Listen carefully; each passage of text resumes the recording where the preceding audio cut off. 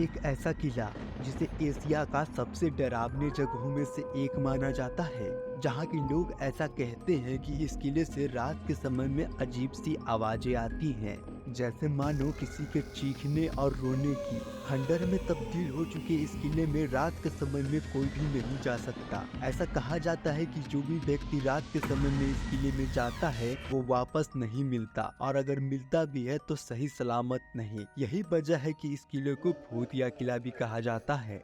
भानगढ़ का यह किला केवल भारत ही नहीं बल्कि एशिया के सबसे डरावने जगहों में से एक है। यह किला राजस्थान के अलवर जिले में अरावली पहाड़ियों के बीच में मौजूद है। यह किला 17वीं सदी में बनवाया गया था, जिसका निर्माण मान सिंह के छोटे भाई राजा माधव सिंह ने करवाया था। ये किला अपने बनावट और सुंदरता से ज्यादा भूतिया किस्सों से अपने चर्चा में रहता है। भानगढ़ किले के इस रहस्य को समझने के लिए कई बार वैज्ञानिकों, पैरानॉर्मल एक्सपर्ट ने भी यहाँ पर बहुत खोजबीन की, लेकिन वो भी इस रहस्य से पर्दा नहीं उठा पाए। यहाँ के आसपास रहने वाले लोगों के द्वारा भूत प्रेत जैसे घटनाओं के बाद भारत सरकार ने सूर्यास्त होने के बाद किले में जाने से रोक लगा दी। लेकिन ऐसा क्या हुआ इस किले के साथ जो खंडर में तब्दील हो गया और भूतहा किला मानने जाने लगा? इस किले के हॉन्टेड होने के पीछे लोगों द्वारा अलग अलग कहानियां बताई जाती है, लेकिन एक बहुत फेमस कहानी है जिसे सबसे ज्यादा लोग मानते हैं।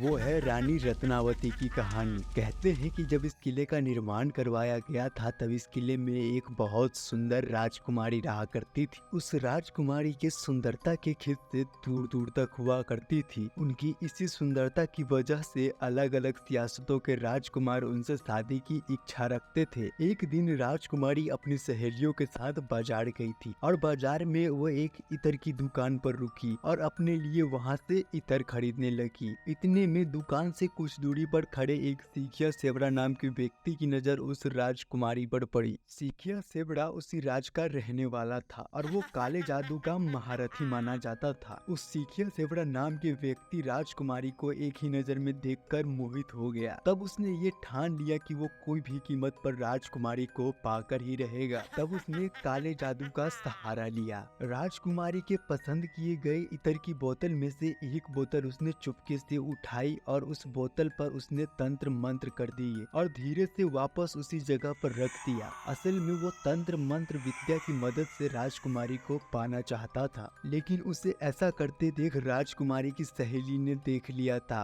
लेकिन वो डर की वजह से बोल नहीं पाई। फिर कुछ दूर जाने के बाद राजकुमारी की सहेली ने उन्हें सारी बात बताई। तब राजकुमारी ने उस इत्र की बोतल को एक बड़े से पत्थर के ऊपर फेंक दिया और उसमें का सारा इत्र बड़े से पत्थर पर गिर गया और वो पत्थर लुढ़कते हुए उसी सीखिया सेवड़ा की ओर बढ़ने लगा, क्योंकि उस तांत्रिक ने उस इत्र पर ऐसा जादू किया था कि जो भी उस इत्र को लगाता वो खुद ही खींचा हुआ उस तांत्रिक की तरफ चला आता। और चूंकि वो इत्र पत्थर पर लग गया था, इसी वजह से वो पत्थर तेजी से उसी की तरफ बढ़ने लगा और पत्थर ने लुढ़कते हुए उस तांत्रिक को ही कुचल दिया, जिसकी वजह से उस सीखिया सेवड़ा नाम की व्यक्ति की मौत हो गई। लेकिन मरने से पहले सीखिया सेवड़ा ने एक श्राप दे दिया कि इस किले में रहने वाले सभी लोग एक दिन दर्दनाक मौत मरेंगे और उनकी आत्मा को शांति भी नहीं मिलेगी और वो भटकते रहेंगे। लेकिन हैरानी की बात तो ये है कि उसके कुछ दिनों बाद भानगढ़ और उसके करीबी राज्य अजबगढ़ के बीच एक भीषण युद्ध छिड़ गया। उस युद्ध में अजबगढ़ की सेना ने भानगढ़ के सभी सैनिकों और किले में मौजूद पुरुष और महिलाएं सबको मौत के घाट उतार दिया।